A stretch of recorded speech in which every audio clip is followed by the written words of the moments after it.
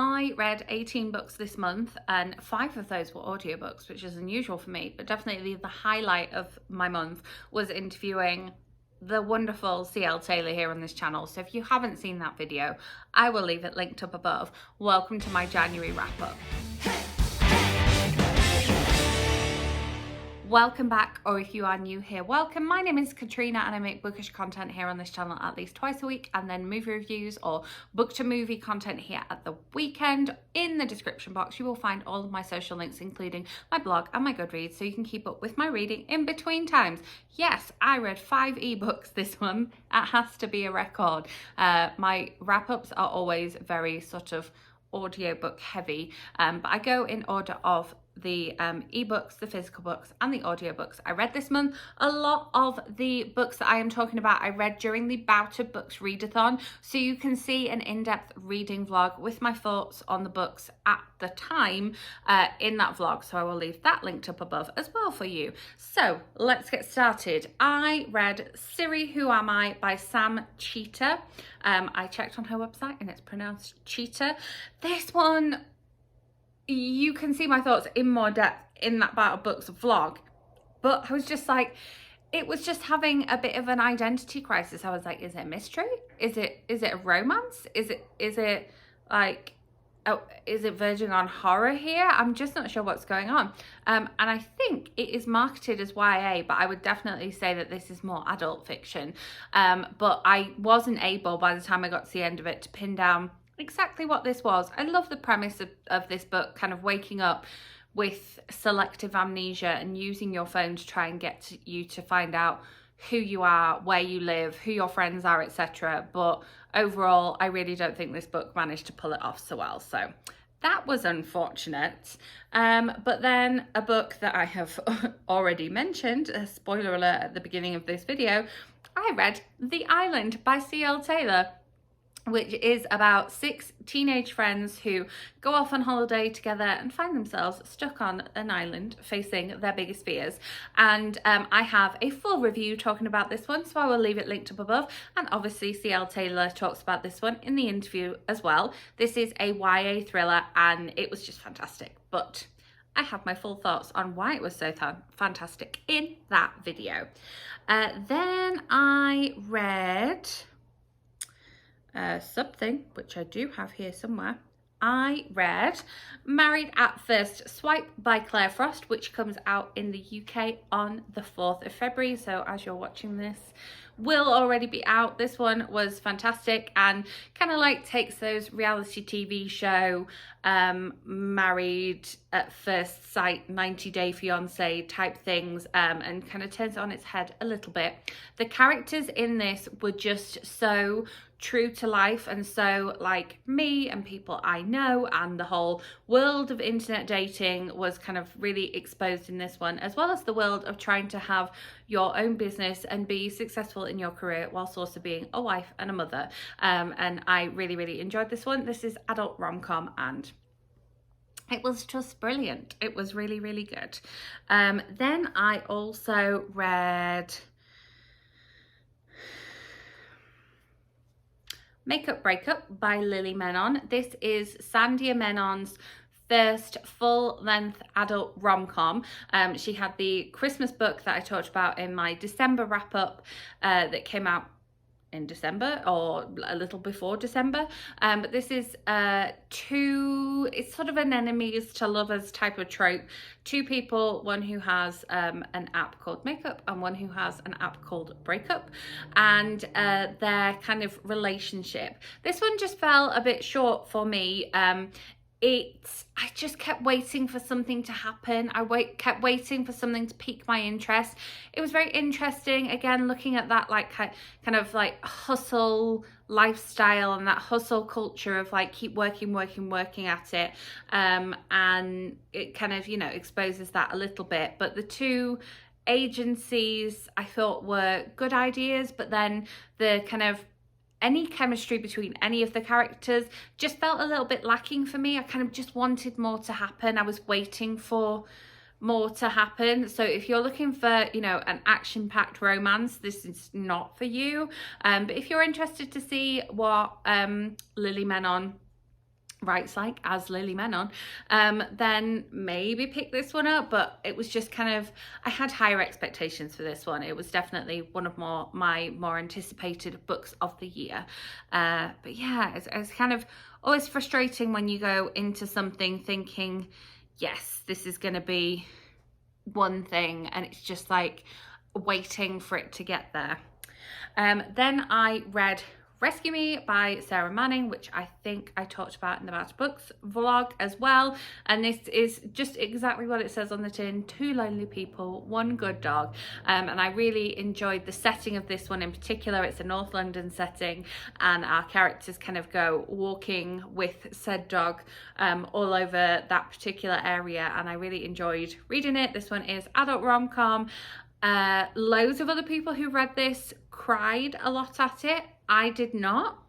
I don't know what that says about it, but I was expecting to cry and I did not. I just enjoyed it. It was one of those books where I was excited to pick it up again when I was away from it. So when I was out and about or in the car and not able to read, I was kind of like, oh, I'm looking forward to getting back home and sitting down with my Kindle and picking that one up. Then we have physical books. So these 2 physical books are ones that I did as a combination of physical and audio. So I had the audio of them and I had the physical, and I did switch back and forth between them. So the first of these, I really enjoyed both of these, and I don't know if it's because I did that combo of physical and audio, because you know I love an audiobook, but I do also like sitting down with a physical book. I just don't seem to ever make that happen. I have ebooks that I need to get to and audiobooks that I need to get to, and then I forget about these that sit behind me on the shelf. But the first of these is The Wife Upstairs by Rachel Hawkins, which on the back it says which Mrs. Rochester will get her happy ending, and then on the synopsis on the inside it says a vivid reimagining of one of literature's most twisted love triangles. And you know, we have Jane and we have Mr. Rochester, and it took me until like 75% to realise that this was a Jane Eyre retelling. But I really enjoyed the setting of this one. It's set in Alabama as opposed to like a gothic Yorkshire, and it's modern day, and people have, you know, Instagram, and people have their kind of like Lululemon uniforms in this rich Alabama neighborhood, and so I really liked it as a retelling. You don't have to be a Jane Eyre fan to enjoy this one, and I think if you are a Jane Eyre fan, it's removed enough away from the original that it will be a good retelling. However, if you know what happens in Jane Eyre, you will know what happens at the end of this. It's just the journey to get there, which is really intriguing, and I thought that the audio and the physical book were both really good. I recommend the narration, and I enjoyed reading it as a physical copy as well. And then another one that I did as a combo like that was a buddy read that I did in the last week of January, and this is also one of the books I got from Book of the Month and will be in my most recent book haul, and this is Black Buck. And this one is There's Nothing Like a Black Salesman on a Mission. This one reminded us an awful lot of Wolf of Wall Street. It's very uncomfortable in parts to read, but it is a wild ride. I thought the audiobook was really well done, and I enjoyed the physical book as well. The physical book and the audiobook are divided into sections, and when you get to the end of a section in the audiobook, there's kind of like some music that plays, so you know it's an end of a section. And then there are these sections where he talks directly to you. There's also an intro where he talks directly to you, and it's interesting because in the book he says reader blah blah blah, and in the there's an author's note at the beginning where he talks directly to you, which I love an author's note. Normally they come at the end. This one comes at the beginning. Loved that about it. But yeah, this is adult, kind of satirical, literary contemporary. I don't want to kind of like put a label on it. It probably does have a label on it, but yeah, when he's talking to you in the book, he says reader. When he's talking to you on the audiobook, he says listener. And it was really interesting having those like moments where the character or the author, I'm never sure which it was, I think it was the character, our main character, Buck, you know, he literally talks directly to you, so he demands your attention and kind of refocuses what's going on at that moment in the book. It's just a wild ride. It's so hard to describe, and I think a lot of what people are not liking in the reviews that I've seen of this book is that it, you know, it talks directly about racism in the workplace and about reverse racism and sort of being an ally when it's useful to you, which is an interesting thing to talk about here on BookTube. But I think that's what makes people uncomfortable in it. But this book is very, very true to life. And yeah, I would not want to work where he works at all. But there is a moment in the book where he meets someone at cafeteria and goes and orders the lemon ricotta pancakes, and it's like, this time last year I landed in New York and went straight to cafeteria and had the lemon ricotta pancakes on the table. Like, oh, I wish I was there. But yeah, if you're wanting to do a bit of traveling, you can do that through this book. But yeah, it's something that's definitely will stick with me for a while, and I really do recommend it. Even though it's, you know, relatively chunky, it was quite a quick read because it was pacey sections. It's just under 400 pages. So yeah, because it was divided into sections, you're like, okay, we're moving on now. The pacing was very, very good. I think it was very well edited. And yeah, I would definitely read more set in this world or from this author. And I, you know, those two, I feel like I made really good choices with my Book of the Month Club picks as well, which is always a good thing. Sometimes they sit behind me on the shelf and don't get picked up for a little while. And then other times I pick them up straight away and I'm like, yes, I made good choices here. Always good to feel validated in that way. Then moving on to some audiobooks. First of all, we have some that I read during the About Books readathon. We have Survival of the Thickest by Michelle Buteau, and this was just really funny, and I have subsequently watched her Netflix special, and there are some stories that feature in both, so it was a little bit repetitive, but again, the audiobook of this one is read by her. She talks directly to you as a listener. It was funny. She talks about motherhood and being a mother through surrogacy and shopping as a plus size person and kind of being styled for TV and film as a plus size person.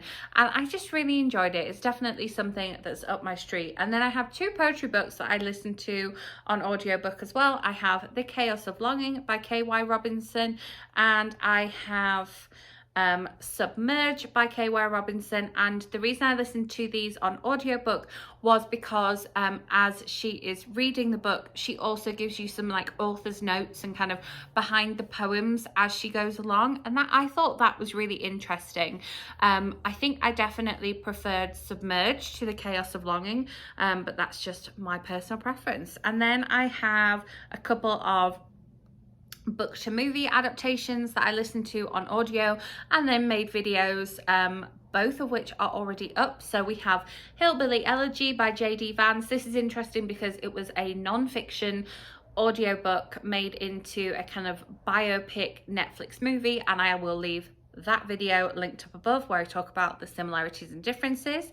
And then we have I'm Thinking of Ending Things by Iain Reid, which was a literary fiction novel that's not very long that was turned into, again, a Netflix original movie that was really quite long, and so if I have links left, I will link it up above. If not, I will leave it in the end screen for you so you can see my thoughts on this book and this movie. And then couple of books that I read, like literally the first couple of books that I read at the beginning of the month. I have a middle grade which was recommended to me by one of my favorite librarians, and this is From the Desk of Zoe Washington by Janae Marks. And Zoe is an ambitious young cook. She has a lovely relationship with her mum and her stepdad, but then she finds a letter that her dad has written her, and her dad is currently incarcerated, and so she decides to write back to him. and kind of develops a relationship with her grandmother at the same time, and so that was very interesting. And the audiobook was very well done, and I thought that Zoe was a great character, and I would definitely like to hear more from her. And then we have Miss Meteor, which surrounds a kind of like beauty contest. There's some magical elements to this here. I felt like this was quite outside of my comfort zone, but this book has excellent representation for pansexual individuals, and also kind of like deals with what it feels like to be sort of an outcast growing up, which I know a lot of young adult novels deal with, but this deals with it very well, and I really enjoyed that. And one of the characters talks about shopping for like prom dresses whilst being plus size as well, so always enjoy that. And then we have The Pull of the Stars by Emma Donoghue, which is a book about a global pandemic. This is set in and around the Spanish flu, and we follow a nurse in a maternity ward. And this is one of those books that takes place over a very short period of time, but it drew me in, and because it takes place over such a short period of time, it's very intense in terms of the events and in terms of the characters. And our lead character is a nurse, is a midwife, and she's just such a strong person. And even though this does have a pandemic in it, it's far enough removed from kind of what we've got going on just now, that I just really enjoyed it. And I could see some things were going to happen, and I was just really invested. This is my second Emma Donoghue novel, and I just really enjoy her writing. I find it very absorbing, and I really like the rhythm of the way that she writes. I find it very engaging. And so if you have read other Emma Donoghue novels, let me know what to read next from her, because I really would like to pick up something else from her, because I did enjoy both this and Room. I have a book versus movie for Room. I was blown away by listening to the audiobook after having watched the movie. So I don't know if this has been picked up for a movie, but it would definitely be an interesting one, because the characters in it were very interesting. I feel like I've missed a couple off my list here. I think I might have. Then I listened to Admission by Julie Buxbaum, which I really enjoyed. And this one is about the college admissions scandal, and was done so with a like before and after. And yeah, I just really enjoyed this one. I highly recommend it. I love the fact that Julie Buxbaum picks up kind of current events and media events that are going on and writes about them from the teen's perspective, and I think she just does that so well. Really enjoyed it, and the narration of the audiobook was excellent as well. Then I also listened to, where am I up to now? So for the Buzzwordathon, word for January was dream, and so I finally got round to listening to In the Dream House by Carmen Maria Machado, and this one is definitely contains care warnings for any kind of abuse within a relationship, but I thought that she wrote about that so eloquently and so accurately, and it was just so easy to relate to. And this book is written in verse as well, and so because it is read by the author, she can put the emphasis where she needs it to be as she's reading the sort of poetic aspects of it. And so I really recommend this as an audiobook. I really did enjoy it as an audiobook. It's a memoir, so it's non-fiction audio, but it's written in verse, so it's slightly poetic, and I listened to it in like a few parts before bed, because I like the rhythm of poetry to listen to before bed. I find that quite soothing, even though it dealt with such kind of tough topics. And then another non-fiction audio I did Song Teller by Dolly Parton. This one is read by the author, but kind of has an interview style to it. So we have an overall narrator, and then it's like he's asking Dolly Parton some questions, but it's obviously kind of a few interviews with her done and kind of cut together. And she talks about each of her individual songs, and then we get to hear a bit of that song. And it was really interesting. I knew nothing about her background. I kind of obviously know where she is now and who she is now and the stuff she does for reading and the Dollywood stuff, but I didn't know that her kind of Dollywood stuff was so influenced by her and she was so hands-on in that. And I also didn't know a lot about her background, her sort of who she's been married to and her family, and I didn't know she was part of such a large family as well. So I did definitely learn some stuff.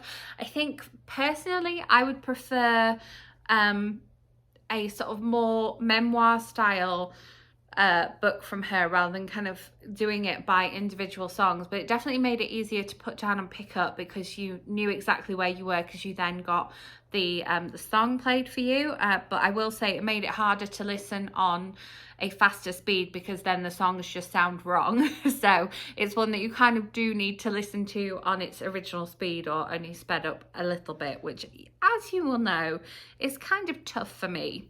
Then I also listened to The Long Way Home by Fanny Blake, and this one deals with a couple of generations of women, 3-4 generations of women, I feel like, and is literally kind of some journeys that two of them in particular go on.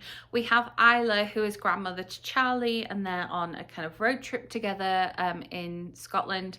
And then we have somebody who is linked to them, no spoilers, who is over in France. So that was quite interesting, having the two different locations. And I think it's the first time that I have read a book with characters who are from Dunfermline. So that was particularly interesting because that's sort of very close to home for me. And yeah, I was like, oh, I'm intrigued. These people are from Dunfermline. But it's, you know, family secrets and sisters and that relationship between granddaughter and grandmother, especially when they're thrown together in a situation like a car with a dog, maybe not the most reliable car, and we're stopping at motorway service areas. So yeah, it was just nice. I enjoyed it. I haven't written my review for my blog yet, but it will be coming up on the blog, so make sure you look out for that soon. It's linked down below. And then the final audiobook that I finished in the month of January was The Cousins by Karen M. McManus.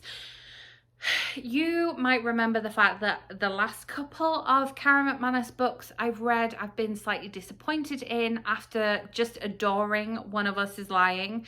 I then, you know, didn't like One of Us is Next. This one started off really well, but I would definitely say it's more of a mystery than a thriller. You were kind of waiting to find things out. I like the setting of this one. Again, it deals with family, in case you can't tell from the cover, and so that's kind of interesting, but a little bit like some of the other books I've talked about, I was kind of waiting for something to happen, and I feel like it took a while to explain the relationship between the characters and how the different characters all fit in together and why they're here together just now, or the fact that they don't know why they're here together just now. It just took so long to kind of get that established that I then felt like there wasn't enough time for any action to take place, and that's why it definitely reads more like a mystery than a thriller, and I'm definitely someone who prefers the thriller mystery than the mystery thriller, or just a straight thriller for me. But I think that the pacing was just a bit off. I think that it could have been edited so that the background to action ratio was definitely in the favor of the action. Like, I felt like I knew the characters fairly well, and I felt like I kind of understood their journey. But then when we sort of eventually got to the end, I was like, there's only an hour left to go and I'm waiting to find out some stuff here. I'm not sure. So yeah, it almost felt a little bit like a sort of Scooby-Doo type mystery, like, oh, there's this big spooky house, and oh, we don't know who this person is, let's take off their mask and see. And I don't know, I think I just needed a little bit more from my reading, and I would have definitely preferred it to be on the side of thriller. But if you like a more slow-paced mystery, I don't think there's an awful lot of YA mysteries out there, so perhaps that will be something that you enjoy. So there you have it. I felt like I didn't read an awful lot of non-fiction this month, and I've kind of started off my February reading with a non-fiction book, but actually I read, you know, four non-fiction and a couple of poetry books, so it's not too bad in terms of the actual ratio of fiction to non-fiction. I think I had a nice spread of like middle grade YA and adult fiction this month, and I enjoyed doing my part book, part audiobook reads. I will definitely try and build more of that into my reading. Let me know, did you manage to achieve your reading goals in the month of January? Was there a favourite that stuck out for you in January? And have you done the audiobook physical book combo? I'd be intrigued to find out. If you enjoyed this video, please give it a thumbs up. Make sure you are subscribed so that my next video lands in your subscription feed, and hit that notification bell to be notified when my next book versus movie is coming your way, because if you've seen my February TBR, which will be linked in the end screen, you will know that there are some on the agenda for the month of February, so there are more book to movie videos coming your way very soon. But yeah, I will see you with those videos very soon. Thank you so much for watching.